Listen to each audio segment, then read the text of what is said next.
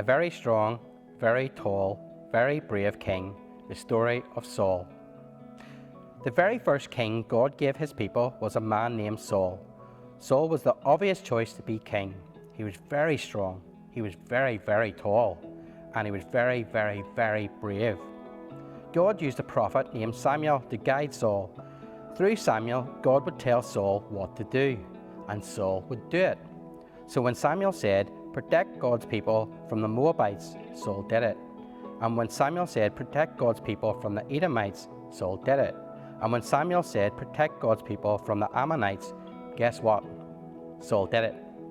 Now remember, Saul has been a very strong and tall and brave. But he didn't win battles because of all of that. He won battles because he listened to God. He won battles because God was with him. God was with Saul even when it was hard, even when God's people were being attacked, even when the armies around Saul were stronger and taller and braver than he was. God was still with Saul. But Saul got to thinking he was winning all his battles. He was strong and tall and brave, and Saul stopped listening to God. One day, the prophet Samuel told Saul, "Protect God's people from the Amalekites," and Saul did it. But when Saul did it, he did it his way, not God's way. He kept a lot of animals for himself, which God told him not to do. And even worse, after the battle, he built a monument celebrating himself, saying, "Look at me. I won this battle because I was strong and tall and brave."